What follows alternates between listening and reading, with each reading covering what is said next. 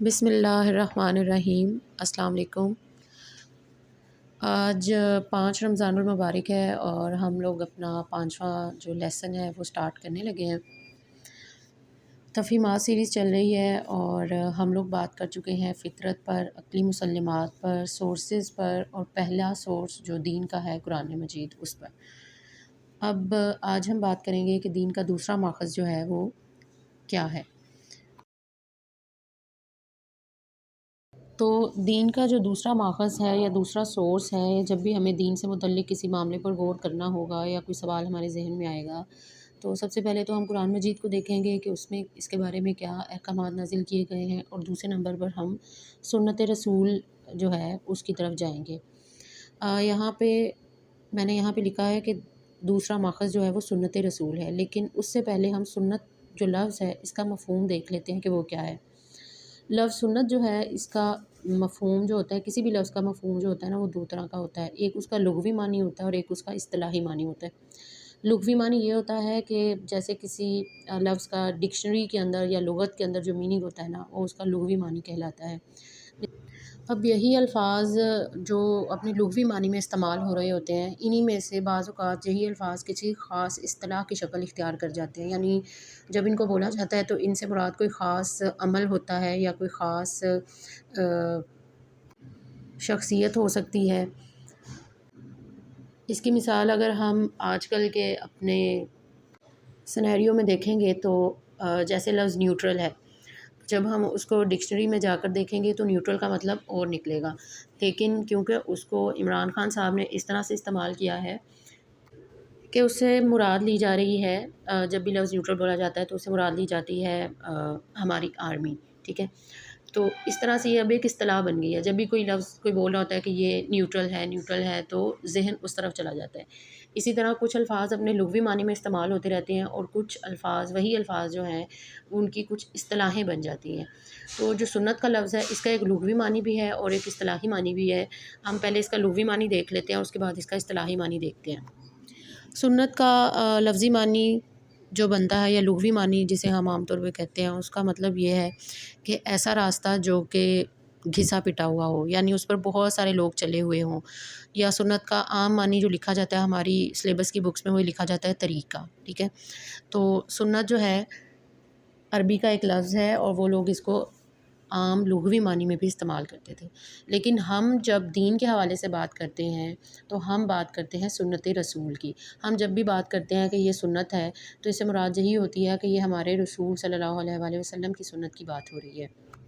اس سے مراد وہ تمام طریقہ کار ہیں یا وہ تمام عبادات ہو سکتی ہیں یا وہ تمام اعمال ہو سکتے ہیں، وہ تمام ہدایات ہو سکتی ہیں جو حضور صلی اللہ علیہ وسلم نے اپنی زندگی میں شامل کی، اور انہوں نے ہمیں بھی اس کی تلقین کی کہ ہم بھی ان چیزوں پر عمل کرتے رہیں۔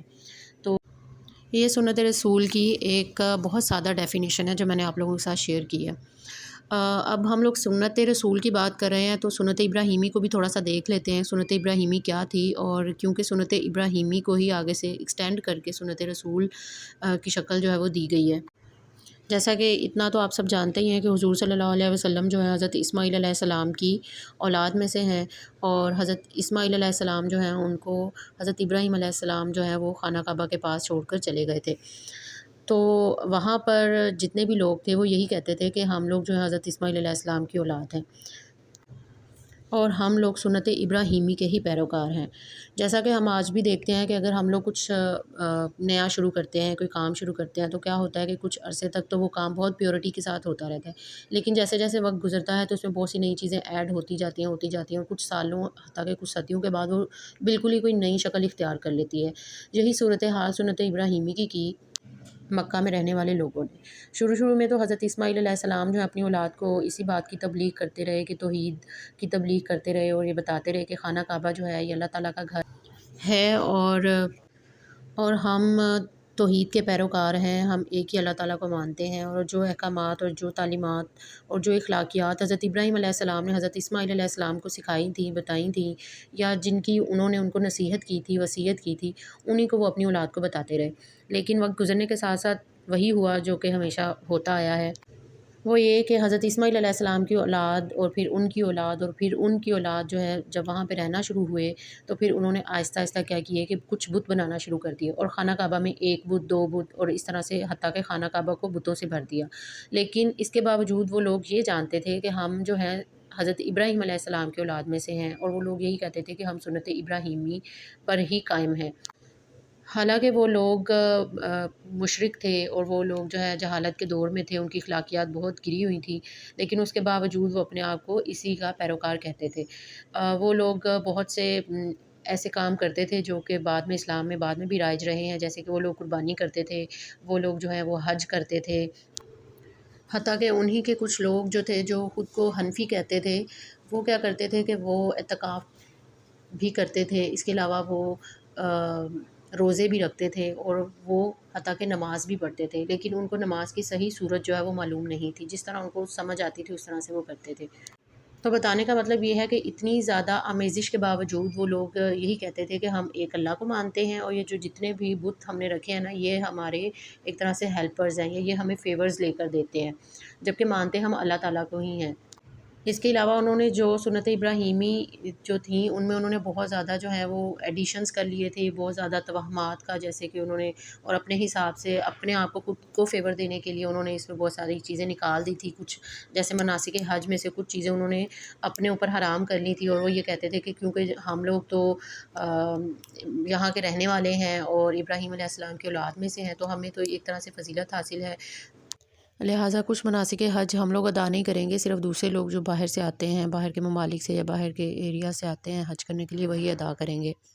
اس طرح انہوں نے دین ابراہیمی میں بہت ساری ویریشنز کرنی ہوئی تھی۔ تو جب حضور صلی اللہ علیہ وسلم کی بعثت ہوئی ہے تو پھر اللہ تعالیٰ نے